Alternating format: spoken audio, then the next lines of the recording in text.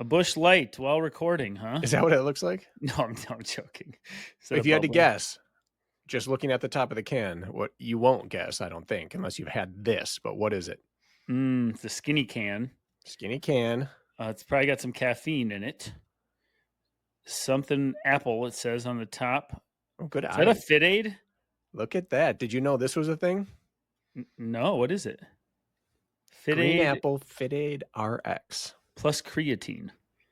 Wow. Am I huge on your screen, or do you have exceptional eyes? Oh, I got eyes like a hawk. Good for I'm you. colorblind, but I see it clearly. There you go. Yeah. Huh, how is that beverage? This is my first drink. Does it have caffeine in it, or what's the situation? It's definitely green apple. Okay, good for you. 40 milligrams of caffeine. Nah, so not enough to really rock your world. No, and I don't want my world rocked right now. It is just too hot to have. I get nauseous in heat with caffeine, or like a little stomach churny. Well, I'd hate for you to have tummy troubles. Anyway, Brakken. Lisa has been on a Fit Aid kick, and it feels like nostalgia for me. I have one association with it, and it's this. I mean, when Spartan and Fit Aid was early, it was all over. Yeah. Yeah, and Spartan used to have a sponsorship with Fit Aid, for those of you who are pre-Spartan race, or I guess post-Spartan race listeners. Spartan race had a major sponsorship with Fit Aid, and they'd hand them out at the finish line, but they'd also give a case of Fit Aid to you if you made a podium. Sometimes only a win, but oftentimes a podium. And we generally were traveling for races. So we'd have a Fit Aid at the finish line, and then if we made a podium, you'd have a case. And you'd be back at the hotel room in the venue all day long, and you drink like 6 or 7 Fit Aids, because they are, in my opinion, unbelievably refreshing after a hot, difficult effort. I agree with that. Although people hated on them a bit, like they said they didn't like them. I liked them from the get-go. I liked them. Me too. Now you see them in like Quick Trips. They've made it. They've arrived. Yeah. But I have very distinct memories of like Brian Gowiski and I having like a half dozen Fit Aids each, just plowing through them, knowing we have to get to the airport later, and you can't bring a case of Fit Aid on a plane. So, blast from the Brian, past. if you're listening, old Brian, Brakken, I have to ask you something. Okay. Do I look like a changed man to you? You know, you don't. What? I was hoping to see some like a big pineapple shirt on, or hoop earrings, something. I don't know, something flamboyant, something exciting. I don't know, maybe like a Jimmy Buffett shirt. I was like wearing lipstick for no reason. I didn't think you were going to change sexual identities, but I thought just maybe a little bit like more free flowing. Huh. Well, I had dozens of people. Dozens is actually right. We always make fun of people. Like a lot of people asking, right? So I'm going to answer. A lot of people asking about my weekend. A lot of should be. A lot of people asking about. Kirk, I did what I could to drum up interest. It worked. One person said, although I do think Brakken has a creepy fascination with your. They said it tongue in cheek, and I think creepy fascination is a fairly decent byline for me. Yeah. So I'm going to tell you about my weekend, and it's going to be a short summary. Okay, are you ready for this? And I am so sorry. I am going to disappoint so many people, including myself and Jess, in saying what happened this weekend. I'm a little crestfallen already, but continue. We didn't stay at the campground. It's probably for the best. And we were both disappointed. Okay. Can I tell my story? Please do. So first of all, you're getting nothing good. And I will say the end result of this is I now have a 3-night comped trip by this campground if I so choose to come back. Really? Uh-huh. That's unheard of. Mm-hmm. So business model. Snot. So we pull into this campground. Oh, wait. I thought you chose not to go. Oh no, we chose to go. No. I'm a man of my word. Okay, so you're oiled up, you're there, Go. Oh yeah, fully oiled up there. Okay. We pull into this campground. It's fenced in. I guess I didn't consider that. It's in the middle of nowhere. But of course, there's got to be fences along like the public visual borders. I didn't think about that, but What it kind of makes sense. fencing? It was like a wood fence facing Okay. the road, like you couldn't see in. It was a visual deterrent as much as physical. Correct. And it's kind of hill country of Wisconsin. Anyways, check-in clearly states check-in is from 3 to 9 p.m. You can check in. We pull in, okay, and this place has a gate on it. It's gated. You either need to have a key or the passcode. There's an office right there. We can start to see into the campground. And it's like a ghost town. It's like Thursday, right? Like I guess people that hang out at naked campgrounds probably wait till the weekend for the most part. How do you go back to work on Friday after a Thursday night soiree there? Right. And so we pull in, and there is a Ring doorbell with a camera on it, like to notify the office. So you push it, doo-doo, and then it like pretends to ring, and it says, "We will be with you shortly." Okay, so we sit there. It's 2:55, so it's 5 minutes before the check-in.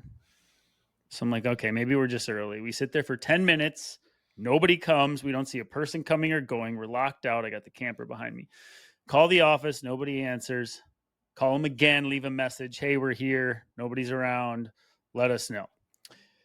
So then we back out and go like, well, let's go do something and come back in a half hour. We come back at 3:30.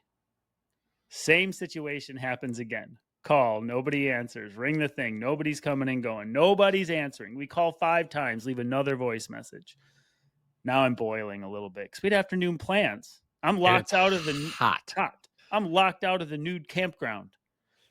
So then I was like, Jess, this is unacceptable. Like, this is not how things should be run. And you just talked about how you hold people in the service industry to a high standard. I do. So I left them. So then we sit there right in front of the gate and start looking for last minute openings and other campgrounds. I'm like, I don't know when I'm getting in this place. So we found a last minute cancellation at a campground 45 minutes away. I said, F it, Jess, we're going. Like, I don't know how long we're going to be here. This is unacceptable. So I have to back the camper out like the long way down this driveway because I can't turn around anywhere, which was annoying. And we go to this other campground. I left a very firm message with them. The last message, like, yep, you're going to send me all my money back. And this is not going to go well for you guys if you don't make this right. They didn't call back until like 7:30 at night. I am so sorry. We didn't see that we had somebody new coming in. It wasn't in our system. So they just didn't have anyone on staff? Nobody there.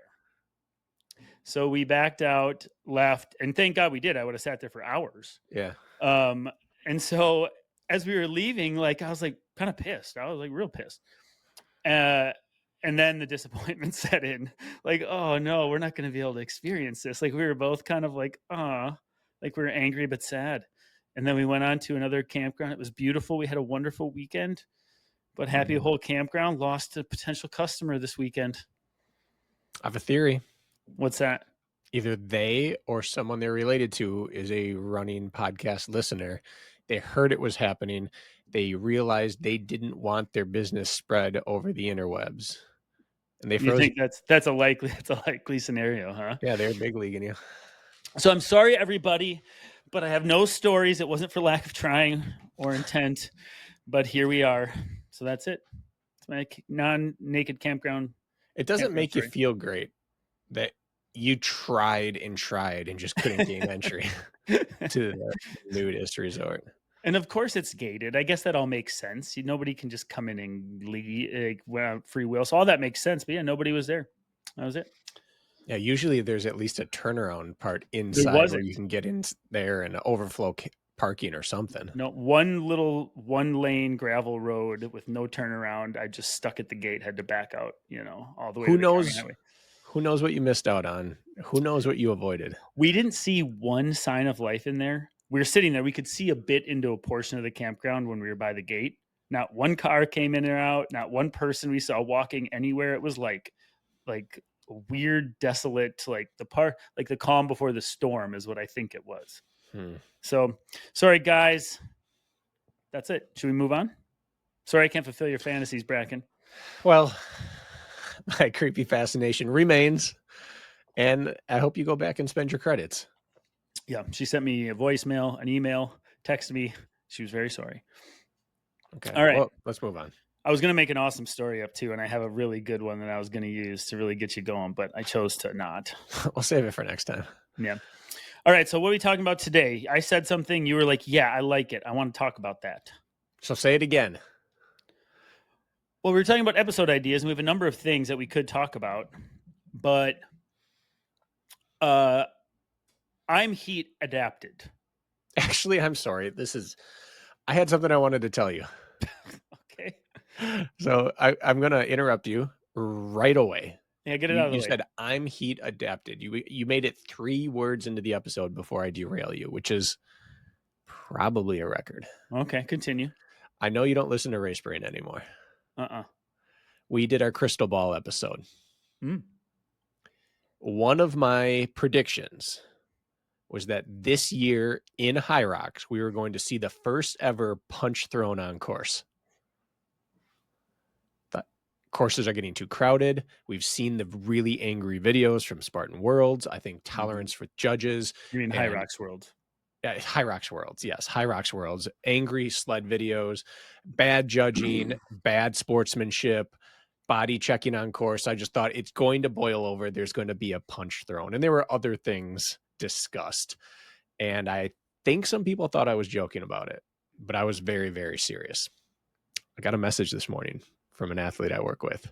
She Somewhere said overseas? their friend at the Hong Kong race got punched at the ski erg. And it was my athlete's partner. No? It was my athlete's husband's partner. Small world. So I coach Chris, and he said his partner got in a fight in the Dave. solo race. Dave. Yeah. We know the same person. But Dave was allowed to race in doubles the next day with Chris. He Yeah. still raced the next day with Chris. They took second. He got punched and shoved the guy, and they were both disqualified for Correct. unsportsmanlike conduct. So but wait, the who race do you coach? official. Which guy do you coach? Well, I coach Jamie Nunn, Okay. whose husband is friends and doubles partners often with Dave. Okay, and the Jamie, athlete I work with, Chris. I don't know if I'm supposed to say your name in relation to this punch incident, but anyways, it made it like 5 days before that prediction came through. Guys, girls, like, let's cool it. I couldn't believe it came true in under a week. And we have direct association with the guilty parties. Which means it's probably happened again or prior, and we just didn't know yet. What are the odds it's only happened once and it was to a relation of ours? Yeah, Chris made a joke that his partner got DQ'd for getting in a fight the day before, so he was fresh for doubles. Wild. Do you know what's infuriating about that? And I'd never heard this before, but Chris ran open the day prior and then ran doubles on Sunday with Dave. And he said that when he got to some of the stations, he had to sit in queue and then get credited the time afterwards that he sat there. So like he had like 4 minutes of stoppage time because there was literally no equipment available for him. That's not racing anymore. It's absolutely unacceptable. B, yeah. If that happens to me on race day, I will be the happiest person on earth. To get a break? I'm going to turn it into an interval session. But you're within battles with those who are right next to you. You're the flow of momentum. You don't know. He probably didn't know he was going to get that time back. That's true. He probably didn't know it was going to happen. But if you knew it was happening at each station, you could hammer the runs and then rest. It's terrible. It's not like a positive, but someone's going to have a crazy time based off being able to stand still and game the system, but it's just unacceptable. As is fighting someone on course. I don't know. I think fighting on someone on course is acceptable if it's the right circumstance. Defending yourself is okay. Do you know what happened? Yeah. Somebody overran the ski erg. It was right away, I believe. This guy, Dave, went in, I think, to go to the ski erg that was available. The guy realized he had to come back, came back and tried to push Dave off of the ski erg, being like, that's mine. And Dave's like, F you.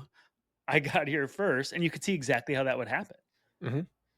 They said That's his hand was on it and he's cranking, and the guy came and tried to rip the ski handle out of his hand. Oh my goodness. Anyway, just No, what a crystal. time to be alive. What a time to be alive. All right, crystal ball, the topic of the day. If you haven't tuned in, go listen to the episode. It's a good episode. I'm speaking to everyone but you. But unreal, people. All right, so you suddenly discovered you are heat adapted, and I Yeah, want to talk about it. well, yeah, and we did an episode on heat, and it doesn't. This episode, I think, what I'd like to dissect is just like making sense of metrics in the summer and trying to decide Mhm. if you're making progress or not. Because it gets very cloudy. A lot of athletes almost feel like they're backtracking right now when they're running in the heat all the time. I mean, how Mhm. often are your conversations revolved around it right now? Daily. Every conversation I've had with an athlete, that comes up. So I went out and repeated a session. I've been doing these sessions in a vacuum lately based on one of our conversations. And 2 weeks ago, I did 12 by 3 minutes with a minute rest. My progression was 12 by 3:15 today with a minute rest. So I just added 15 seconds each interval. Okay. But the exact same format. So I got 3 full more minutes of work in. I just looked back. The temperature was almost 10 degrees warmer today than 2 weeks ago. Yet my average heart rate was 5 beats lower. I did more work and I was slightly faster average pacing. So I Mhm. did more work, faster pacing at a lower heart rate in higher temperatures. And you start to think, okay, I suffered a good bit at times in these last few weeks, but at some point, if it's 90 every day and you're running and running and running, your body should come around. Yeah. And this last week, I have felt entirely in control of my efforts with metrics I'm happy with my heart rate not getting to 190 and sitting there without me able to do anything with it. And I just thought it was very interesting, like it does come around, but you have to keep the exposure up. Yeah. Have you Yeah. experienced anything like that before? Yeah, I think it is a more brutal for many people, not all. It's a more brutal way of what winter adaptation is like. The Yeah. winter never stops being cold. You just suddenly find it doesn't bother you as much. It never becomes a time to go rip VO2 max or faster intervals, but your lungs stop burning and searing and you stop hacking up lungs after interval sessions after a few weeks of doing it. It's the same thing with the heat. It never stops feeling muggy and awful outside. You Mm-hmm. never walk out the door and be like, hey, you know what? This feels kind of crisp today. It's like, well, this feels terrible today. And you're like, oh, I'm doing okay, though. You just start to tolerate it better, but it never becomes fun or nice. You just eventually have some form of tolerance. Well, I can put some concrete metrics to this as well, which is just interesting. And this is just to show people like stay with it, like stay with it if you can. Like Mm-hmm. try not to choose the treadmill every time it's hot because you know what the outcome will be of that. Like there's a balancing act with it, right? Between Mm-hmm. avoiding it and embracing it. You would be more of the embrace it camp based on our discussions. I believe so. Yeah, I think it's important to embrace the environment you live in. And some people who know me are going to roll my eyes because that's what my parents stood on growing up, and I couldn't stand that. I did not like that position. I was like, yeah, once you embrace winter, it's not so bad. It's not like false. Winter sucks. But I've come around in my old age to agree completely with that. That half of dealing with adverse conditions is just mindset. It's just deciding these aren't adverse. And as soon as you look forward to any piece of it, it becomes way better. So yes, I am a get out and just do it person, but I also support the people who just entirely avoid it because I know how miserable it is. But I like it's a minimum 2 week investment, absolute bare minimum 2 week investment in the very cold or the very hot before you see any traction. And even then that it may not be much traction at first. Yeah, but the answer is repetitive exposure. Yeah. And And at it least doesn't you have have to be every day. I would say a minimum it has to be most of the days, more days It's than not. it's 3 or 4 minimum, unfortunately. And there's differences between passive heat adaptation, meaning like you spend the day at the lake and it's 90 degrees, but you're not asking your muscles and body to work. That is only the tip of the iceberg. Yes, you've been in the heat. Maybe you work construction and you're out in it, and that does give you some benefit. But the key is actually working well in the heat in a running capacity. Yeah. The other stuff helps a little bit, but it's not moving the needle like training in it is. Yeah. And for perspective, this is 2 weeks prior, a 5-mile recovery run, 136 beat a minute average, 723 pace. 5 miles, 723 pace. Yesterday, 10 miles, 658 pace, 135 BPM average. So I doubled the distance, averaged just less on the BPM, and was over 20 seconds a mile faster. Same shoes, same everything. And that one says it was 62 degrees and raining. Yesterday was 81, real feel 84. So point being is the exposure and the repetitive exposure. I can't make sense of this other than the fact that I just keep rubbing my nose in it. And I think others experience it, and then some, I don't know, shy away. And I think that you shouldn't. Yeah, and Strava absolutely undersells our summers here. I don't know what's going on, but like we were both outside this weekend. It was awful. What Strava said about my outside activity time, and it's interesting because oftentimes I'll record Braden's laps on my watch if I don't have my phone on me. And so sometimes activities get uploaded that aren't real activities and I have to go through and delete them, but the weather's associated with it.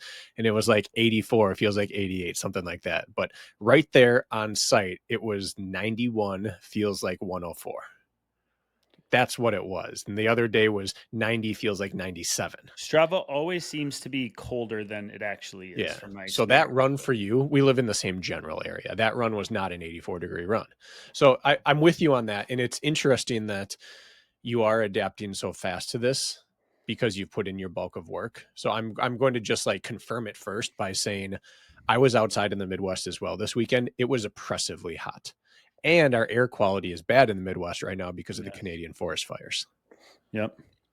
So there's the weather got better. It didn't. The weather's gotten worse.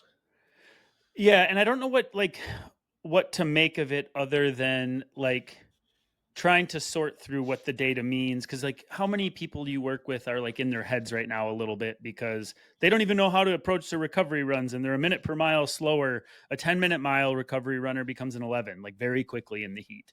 And women in particular seem to take the heat worse. And so I'm having this conversation with especially middle-aged women, menopausal women. It is like heat intolerance becomes like right to the surface for them. It does. And Lisa sorry if I'm generalizing, but it's what I've seen. Lisa hates running right now. She is just melting. It's terrible. And yeah, there's nothing that she can do about it. The interesting part, playing devil's advocate to this, maybe not devil's advocate to the entire concept, but a little bit justification of what's happening is that one of the first thing we tell athletes in these type of situations is you have to throw one of your metrics out the window. I agree. You either have to say I'm hitting the paces, heart rate be damned, or I am letting the paces go and I'm running the effort or the heart rate that's intended. And you have, in a way, done that. Not that you've thrown paces out, but you've slowed your paces of your training. And that is interesting that part of this could also be that you're just recovering from everything you built up at the same time you're heat adapting. But the easy runs speak to it the most, I think. That's what I think too. I can almost run my typical paces, whether it was 45 out or 85 out, and I'm still in the wheelhouse. Right. But I think the conversation comes around like, what metrics do we like listen to and be like, that's a fact right now? And what do we say? Like, that's bluffing. It's a lie. Or like, it wasn't my day. It was too hot. And I had a full tummy from lunch and it just was bad. Right. Which I heard today. I just had that conversation with an athlete. Same. And this is what I said. If the metrics tell you something negative, it is the weather right now. If it tells you something positive, that is all you. That is fitness. And that's the only thing we can do right now is 100% go in with belief that that's true. That if it's bad, it's not my fault. It's the weather. And if it's good, it's look how fit I am despite the weather. I'm even getting better. It's the only way to survive this section. So I think that That's the only way to go about it personally. You just have to say that if it's good, it's definitely me. And if it's bad, it's not my fault. Do you think people can do that? I don't think everyone can, and I don't think anyone can all the time. Yeah. But I think that that's what you write down in your journal, and it's was 15 seconds off pace because of weather, or nailed it because I'm a monster. Those are the type of notes you put N- right now. Know how you know it's weather? I think how you know it's weather is you actually feel okay early. Your legs are feeling pretty springy and fresh. Your first rep or the beginning phase of your session feels productive. You're like, hey, I'm doing all right until you're not. Mm-hmm. Like it's almost like, hey, that first rep, like I was working, but like I'm in control. It's a day I can tell my body is ready to work. It didn't suck from the gun, but when it started to suck, it started to suck, and then you started to Yeah. backpedal. But I think if you felt bad from the rip, maybe it's heat, but then maybe it's also another factor, lack of sleep, just fatigue, under recovery from previous sessions. But I think you can point at the heat if it went okay early and then didn't. Yeah. What do you think? I agree with that. I think that the face, like the way your face feels when you get done, tells you a lot. Hmm. If you get done and you're just like, I felt sluggish or whatever, that's one thing. But if you get done and your face just is hot, it won't cool down. You're laying on, like Lisa today, laying on the basement floor trying to cool down. And you're just like, my face is on fire. That's not a fitness feeling. That is a weather feeling. But along with that, I believe that even if you went out and felt sluggish, I think part of it isn't due to the fact that, just like altitude, real heat and humidity causes other things to affect you more during the run. If I lift hard in the summer, I am not as able to pull off the next run as I am in fall.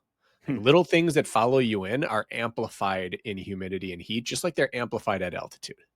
So, like you said, carrying a little extra under recovery or bad sleep or whatever, it really does show up bigger than usual on the run. We're spending 10 hours out in the sun all day at Braden's karting 3 days in a row Yeah. would be another example, right? It would be if I had run any of those 3 days, probably. Well, if okay, well, you run on Monday or whatever it is. Yeah. No, And you're the right. other the other common conversation that I've been hearing, and it'll happen again next summer, it'll happen again the summer after that, and this will be into perpetuity, is you're going to hear more about tummy troubles this time of year on runs. People shitting their pants in the woods, people not able to get their food down, people like, I just couldn't get my gels down, or I felt like it was stuck and sloshing in my stomach. And I just felt really bad and nauseous during my long run or my long quality session. And they are one in the same in correlation in my mind to heat. And I mean, I had 3 poop stories this last week, and one saying I literally felt like I ate my gels and it was a brick in my stomach and I couldn't continue on. Mm-hmm. And when we are working so hard to not only run but then dissipate heat by sweating, we are just deprioritizing what happens in our GI tract to keep us alive and surviving in extreme conditions, which would be running in 80 to 90 plus degrees. And so there is a skill and an art to literally being able to just consume in the heat over duration as well. And so you have to be aware of that as well. Have you not noticed a correlation between tummy troubles and heat for people? Absolutely. And humidity, I think, matters Humidity as well. as much or more. So Dew it's point. interesting, recently in the last, 2 months, I had several days over 100 degrees, or the feels like is over 100. And some of them took place in the Middle East. And all I wanted to do there was drink. It was a daily battle to find more water. Like, you'd hoard it, you'd stockpile it, you'd And keep your it under your appetite gets cot. suppressed. Appetite a bit, but it wasn't that bad. Appetite, I could eat at every meal, and I could drink all day long. But now I come back here and it's in the low to mid 90s. Some feels like over 100, and it is such a chore to drink or eat. And the humidity is the difference. It was actually hotter in the Middle East, but my stomach was not the problem, and my appetite was only partial problem. But as soon as we're out here, and I'm not even working the way I was working in the Middle East. Jack and I were running hard. We were trekking all over the place, scouting the course. We did a lot of work. and our stomachs were fine. And now I sit at the track with Braden this past weekend, and all we're trying to do is keep each other hydrated and on top of calories. And I just like can't bring myself to drink enough. Hmm. And I'm not even running. So I believe humidity plays huge into my gut, and it did into the people around me. And so that's another piece to keep in mind for some of these races. Like there's a guy I was having some consults with who is off out of the East Coast, and he ran a race and his gut turned on him. But we know what the East Coast is like right now. Like this, the Swampy and humidity, hot. I think, is the absolute killer in terms of ingesting. I agree with you. Like, look at the dew point or the humidity, and you'd be like, okay, I can tell you exactly how this is going to go today. I think that the two things, that they go together, but the heat, pure heat adaptation to output, meaning workable running output, and then the correlation for you ultra runners, those who have ultras this fall, which there's going to be a whole nother round of ultras this fall, right? That people are prepping for, Mm-hmm. and they're in the middle of their long run era, and these long runs aren't going terribly well right now because of the heat and Yeah. hydrating and not being able to stomach that stuff. And the thing I don't have the answer to quite yet, and this I don't know what the right answer is forcing it down and literally being miserable, like feeling so full and burpy and like bricks are in your tummy not going anywhere. Or do you just say, you know what, I'm just not going to put it in and I'm just going to run under fueled.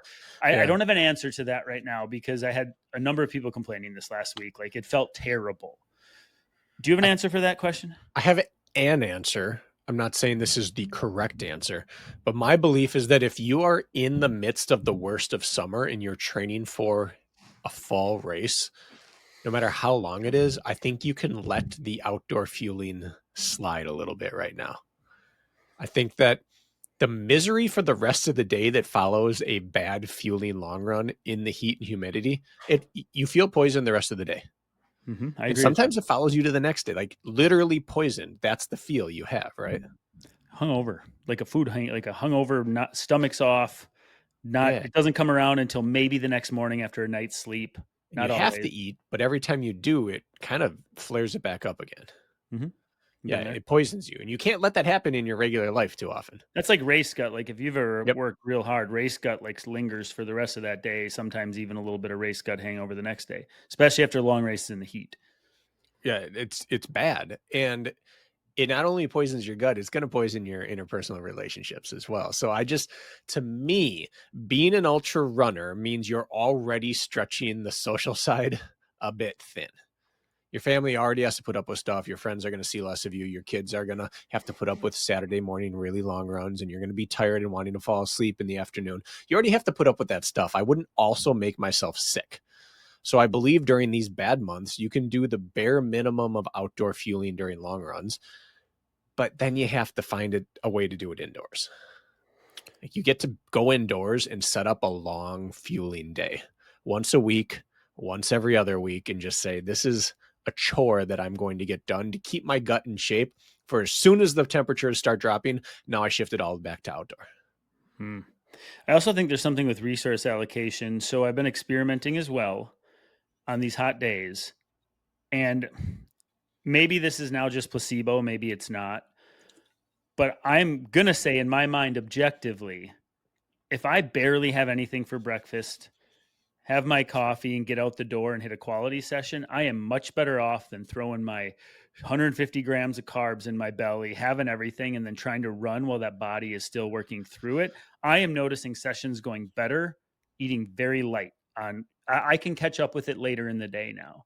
And so before today's run, it was like a 300 calorie oat bar, and I barely even wanted to finish it.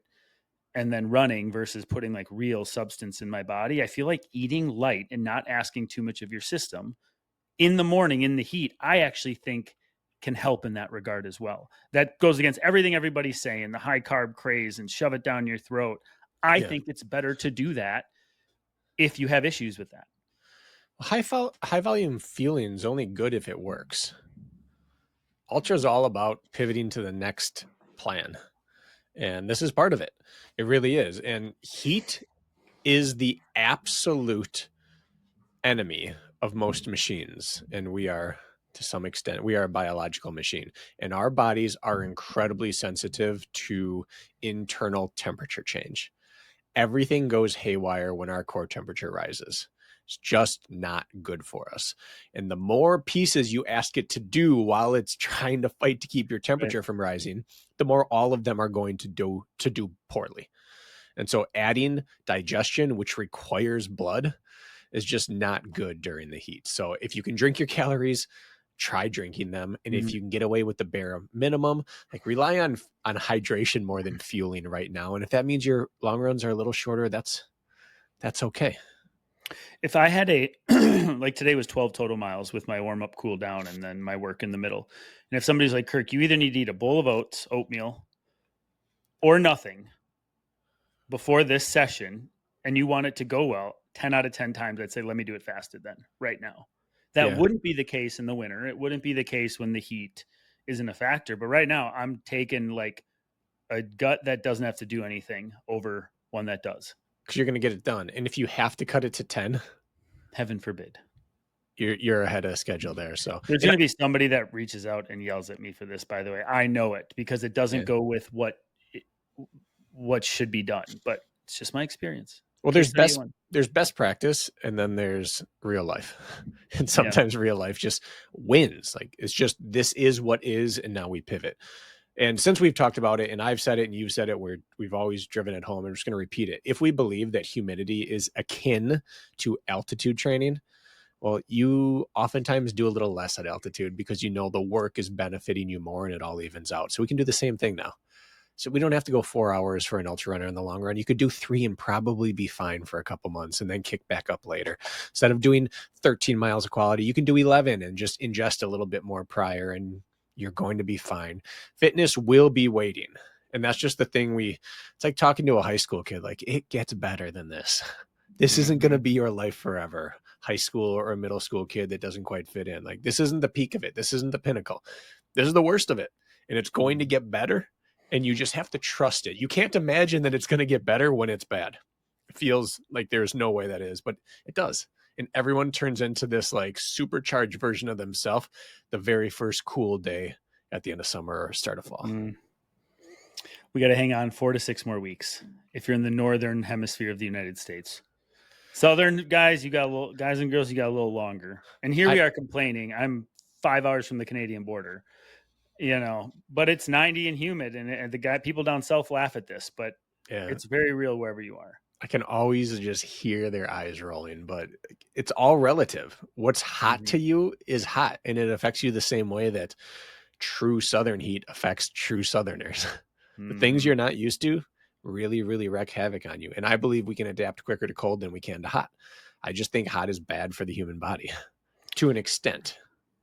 Yeah. Well, look at your whole the body is a machine argument. Like you drive down the highway on a 100-degree day, or you drive along the highway on a negative 20-degree day, and you start to see all these cars pulled over with problems when it's extremely cold or it's extremely hot. It's like clockwork, right? Like we're not mechanical, but we have internal processes that start to shut down on us if extreme conditions happen. We have an optimal range of functioning. When you exceed that, there's only so much you can do. And you can always get warmer when you're cold.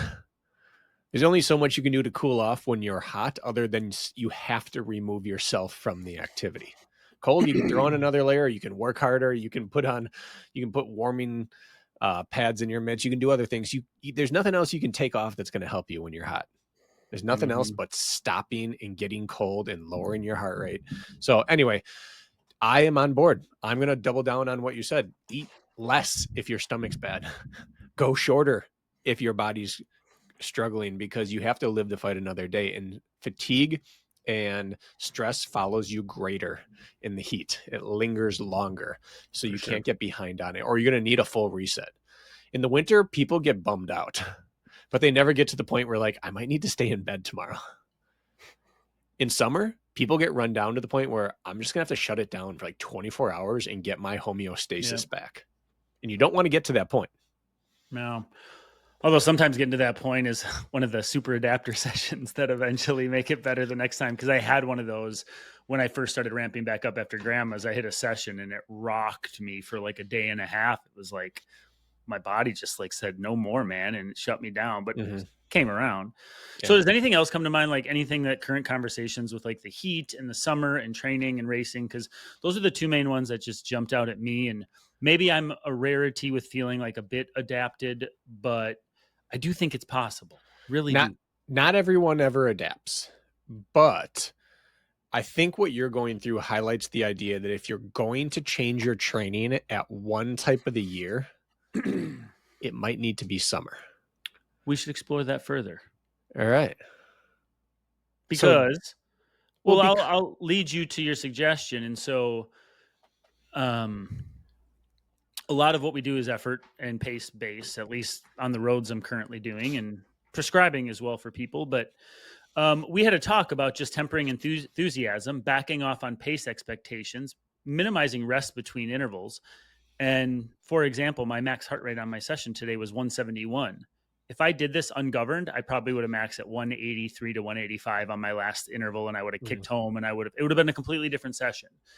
And so experimenting with the, hey, I'm gonna just set this range and stick to it, even though I know it's well within my capabilities. I go back, look at my heart rate response, and I still spent a majority of the time in threshold, just sitting in the nice, sweet, not breaching it, just sitting in the middle to lower range of what I think would give me some sort of lactate threshold benefit. But it was all because I just went in knowing, hey, I'm going to run a pace that's very doable for me. And I set a hard cap at 525 pace, and I did not allow myself to exceed it. And I pretty much had to shut down every interval because I was ahead. It's really nice to coast in on your interval and almost walk it in the last 30 seconds to make sure you're not over revving versus going out too hot and then dying every subsequent rep afterwards. And so your suggestion, I think, is part of the reason why I'm feeling good about my association with heat right now. And your recommendation was simply chill, dude. Right? Yeah, and it wasn't because of the heat I said it, but it's just it works in this time period as well. But I think the important part for some people is just saying I'm going to stop caring about a metric or I'm not going to worry when I run slow and feel bad. That's not good enough. It doesn't work. I can't go downstairs right now and tell Lisa, hey, don't worry about running a half minute per mile slower and feeling significantly worse and having to lay down on the basement floor like you just did a long, hard quality session when it should have just been an easy recovery pace that you did. It's not going to make her feel better. She is not wired that way. It simply will not work. But if you are trying a new training strategy and that's the pace you're supposed to be hitting, it's a little bit more palatable for certain personality types. Hard chargers, people who are overreachers, or people that just don't respond well to summer training. It's the perfect time to try the style of training that you've always looked at and said, I wonder if that could work for me, but I'm just not willing to risk not grinding hard right now. Summer's the right time for it because chances are it is going to work, but it is built-in protection from yourself from saying like, I should be going harder, but I don't want to feel like I'm slowing down. Well, if the prescription says to slow down and I'm trusting a training plan, it's just a little bit more palatable. Yeah. Do you think it's funny because I'm having like, not like I'm going to say revelations, but recent conversation about efficiency with like Tyler German and then following it up with you and how strength impacts our ability to run, that conversation with you about DOMs and leg soreness. And then now about running within yourself more often versus being a hero once a week, at least in a quality session. It's just like not changing my philosophy at all. I wouldn't say that, but it's causing me to like put a closer eye on what I've been doing and how I'm coaching. And it's just interesting that even after doing this for so long, we can still, like, for novelty's sake, almost is what my recent training has been, effective, but novelty's sake. It's like I would never do that in the past. And yet I'm feeling better than I thought I would about it. And so is the key right now for somebody who's continually frustrated with their metrics, is that a viable answer? Like the novelty training, So. we're going to do it now for the next 4 weeks. We're going to commit to this plan, which tempers my enthusiasm, but allows me to stay available. Is that really the ultimate answer? I think so. And I think sometimes for humans, you just have to dress it up and package it differently. There are athletes that I've worked with where it's like, I am embarrassed to go to my weights and lift light. I know I'm supposed to work on form or whatever, but it's embarrassing to me. I know I'm supposed to build back slowly, but then we label it as a term, like we're going to do the easy strength program for 4 weeks. And they're like, oh, I can go execute a program. Like, yeah. What are you doing? You're doing 60% of max weight for your reps. If I told you to cut 40% out of your, or for a working rep, it'd probably be 25 to 30% less weight. They'd be like, no, that's embarrassing. I can't do that. But if you have a scrap of paper that has the program on it and it says we are targeting 60% of max, like, well, I can follow a prescription. They can't reduce 40% off, but they can hit 60% because it's a prescription. So for some people, I think it just has to be dressed up differently, and then it's success rather than a reduction in what they're doing. And as soon as we believe it, then it's better. Then it's easier to say, oh, that was a win, rather than I can't believe I reduced again.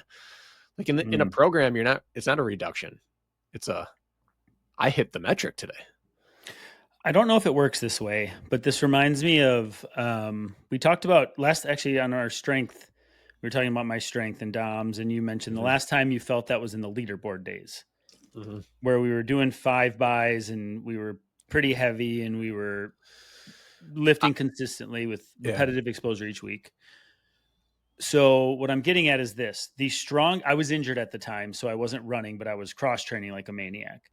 The strongest I've been in my adult life was on that program. Okay. My squat was as high as it's ever been.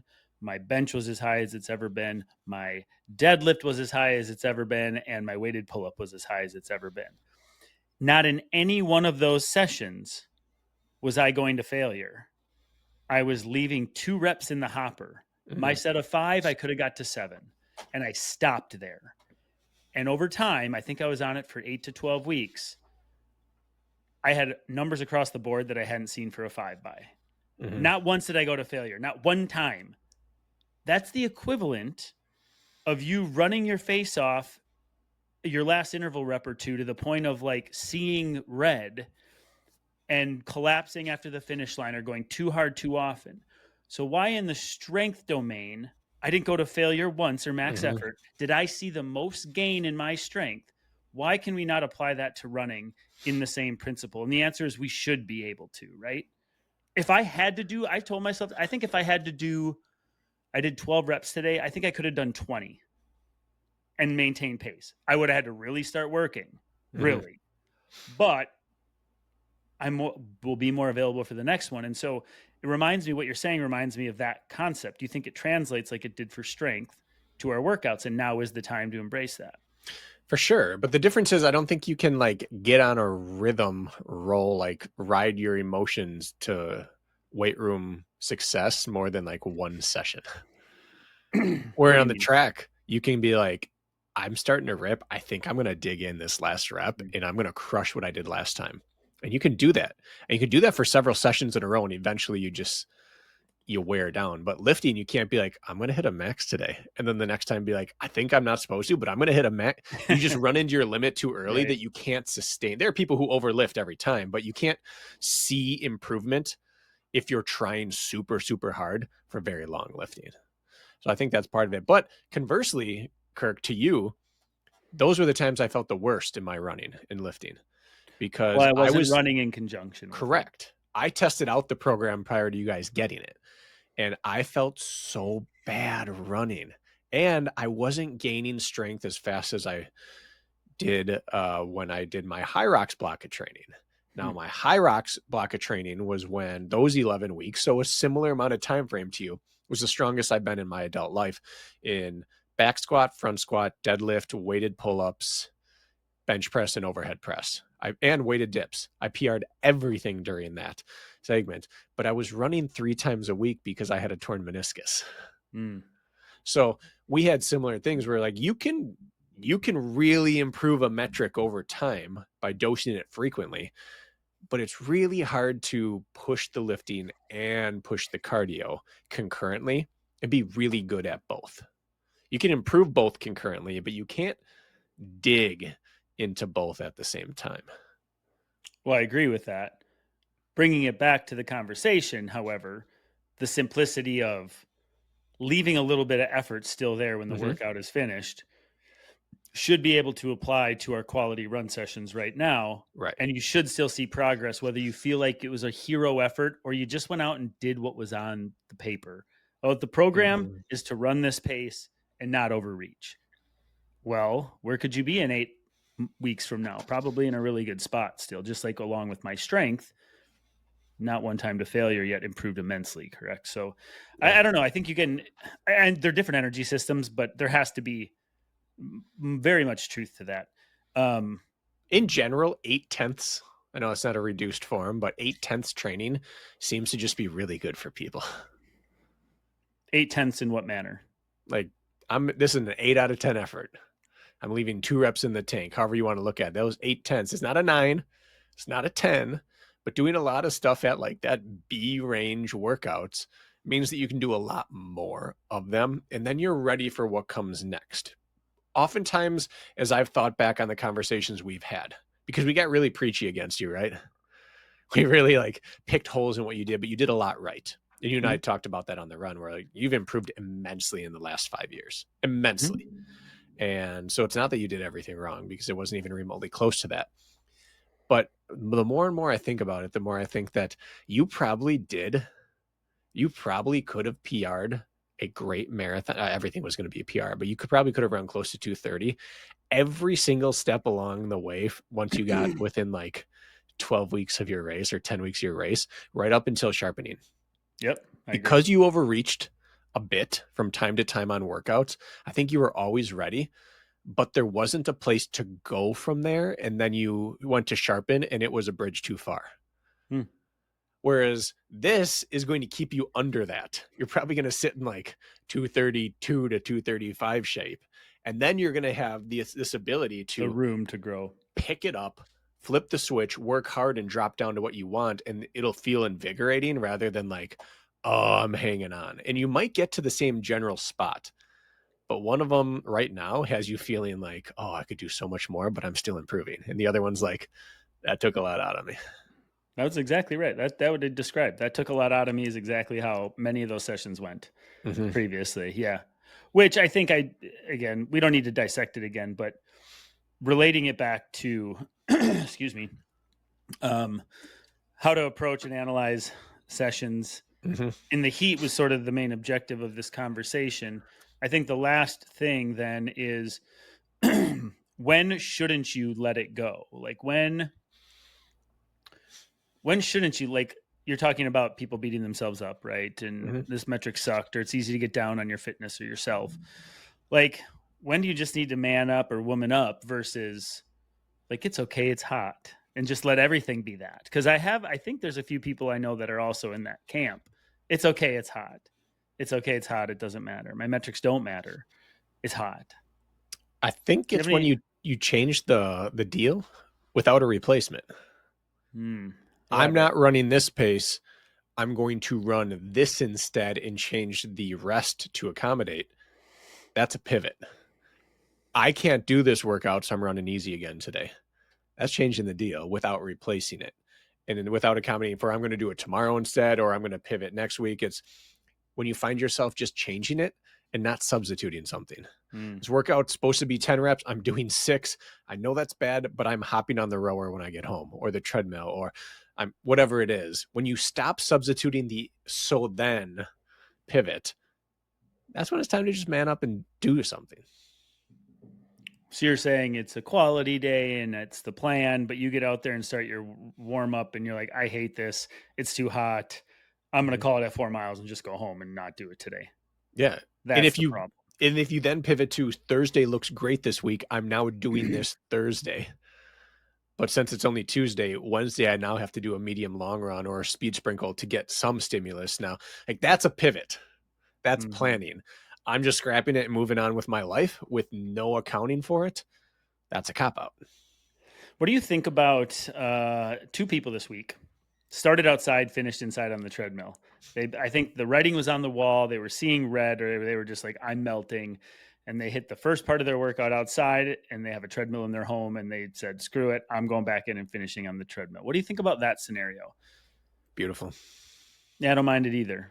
I still would rather if you could stick it out, but like you you're slightly changing the deal, but you're hitting the intended stimulus. And I think Yeah. that's better than completely skipping over, cutting the workout that short. Yeah, I believe so. I believe that getting work done is better than not getting the work done. Even if you had a heat race you were training for, I'd still rather come to that heat race recovered and with a big engine than totally heat adapted and undertrained.